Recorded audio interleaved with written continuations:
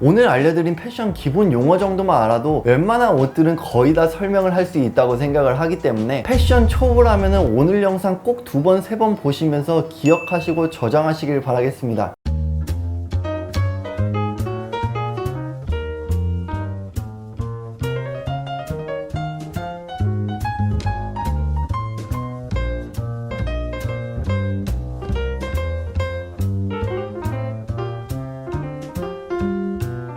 안녕하세요, 호호씨입니다. 오늘 소개해드릴 소식은요, 저는 말을 할 때도 단어의 뜻을 제대로 알고 말하는 게 맞다고 생각을 하기 때문에 구독자 여러분들에게도 종종 제가 용어 정리의 중요성에 대해서 말씀을 해드린 적이 있었는데요. 그래서 오늘은요, 제가 중요하다고 생각되는 패션 용어 정리를 몇 가지를 정리를 해드리도록 하겠습니다. 용어 정리가 중요한 이유는요, 예를 들어서 이런 옷들이 있어요. 그러면 이런 옷들을 설명할 때 뭐 캐주얼하다, 해체주의적이다, 미니멀하다, 드레시하다 등등 정확한 단어를 사용해서 이 옷들이 어떤 무드를 가진 옷들인지 설명을 할 수 있어야 되잖아요. 그리고 예를 들어서 옷을 엄청 잘 입은 사람이 딱 있어요. 그런데 자기 스타일이 어떤 스타일인지 정확히 표현을 못해요. 이것도 좀 말이 안 되잖아요. 그만큼 용어 정리가 잘 돼 있어야 기본이 갖춰졌다고 생각을 하고, 그래야 옷을 입을 때 자기 아이덴티티를 더욱더 확실히 잘 표현을 할 수 있습니다. 오늘 알려드릴 용어들은 사전적인 의미를 기반으로 제가 수십 권의 복시에 관련된 책도 읽고 업계분들과 대화도 나누면서 정리한 정보로 구독자 여러분들이 굉장히 이해되기 쉽게 설명을 한번 해드리도록 하겠습니다.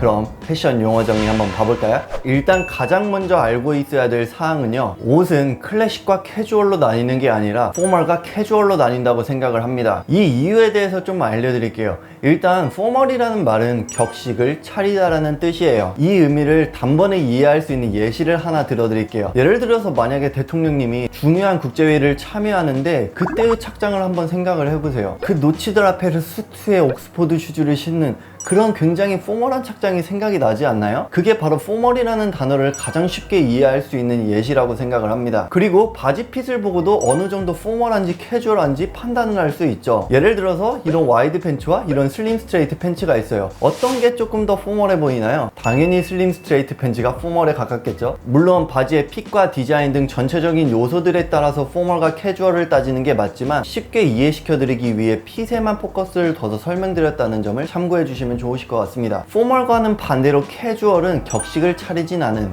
무심한 이런 뜻이에요. 캐주얼을 쉽게 이해하기 위해서 예시를 몇 가지 들어드릴게요. 셔츠와 스웨셔츠가 있어요. 어떤 게 캐주얼한가요? 스웨셔츠가 캐주얼하죠. 구두와 운동화가 있어요. 어떤 게 더 캐주얼한가요? 운동화가 캐주얼하죠. 구두 중에서도 옥스포드와 로퍼가 있어요. 어떤 게 캐주얼한가요?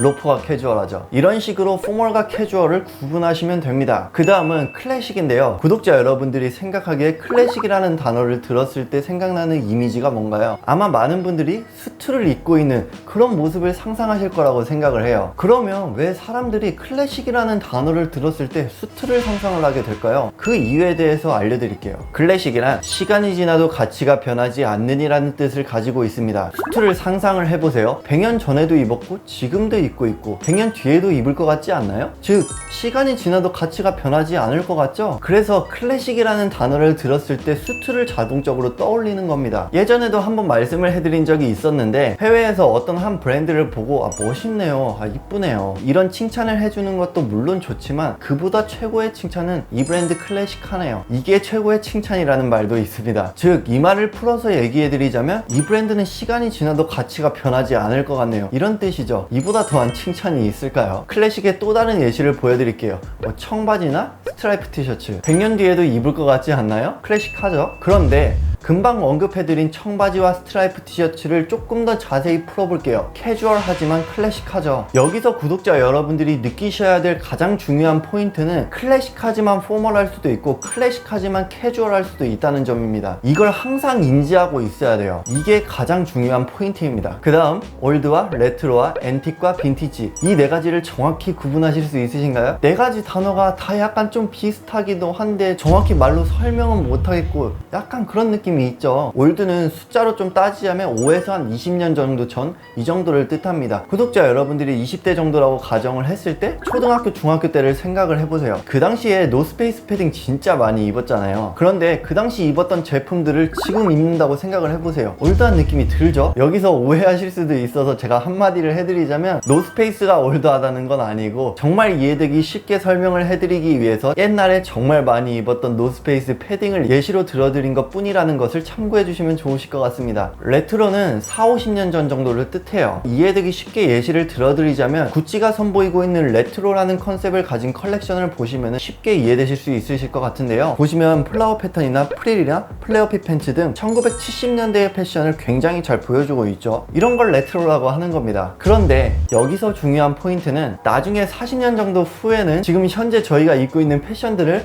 레트로라고도 말할 수 있다는 점이 재미있는 포인트입니다. 앤틱은 훨씬 더 오래된, 수치로 따지자면 100-200년 전 정도? 빈티지란 시간이 지나면서 가치가 오르는이라는 뜻인데 세월이 지나서 멋스럽게 변한 느낌들을 빈티지하다라고 말을 합니다. 예를 들어서 뭐 나무나 금속이나 물 빠진 데님 등 세월이 지나서 멋스럽게 변한 듯한 느낌이 있잖아요. 그런 걸 빈티지라고 해요. 조금 더 쉽게 말해드리자면 비교적 채도가 낮은 컬러들을 빈티지한 컬러라고 표현을 합니다. 모던이란 현대적인, 미래지향적인 이런 뜻인데요. 무채색에 직선적이고 절제되면서 그런 느낌들을 모던하다라고 말을 해요. 가장 좋은 예시가 코스라고 생각을 하는데요. 코스를 보면은 모던하다라는 느낌이 어떤 느낌인지 확 이해되실 거라고 생각을 합니다. 아방가르드란 진취적이면 훨씬 미래지향적인 이런 뜻을 말하는데요. 꼼데가르송이 가장 좋은 예시라고 생각을 해요. 보시면 미래에서나 입을 듯한 그런 느낌의 옷 같지 않나요? 이런 것들을 아방가르드 하다라고 말을 합니다. 그 다음 해체주의란 해체하고 재조립하는 과정에서 생기는 디자인을 말합니다. 뭐 셔츠를 해체하거나 바지를 해체하거나 그렇게 해서 만든 디자인들 있죠? 사카이나 컬러나 꼼데가르송 등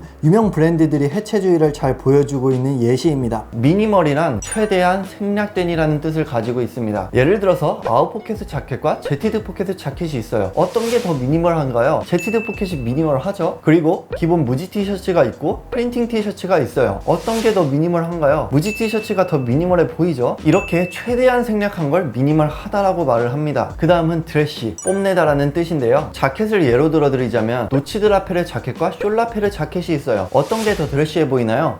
숄라펠이 더 드레시해 보이죠? 안경을 예시로 들어드릴게요. 이런 투명 렌즈 안경과 틴트 선글라스 어떤 게 더 드레시해 보이나요?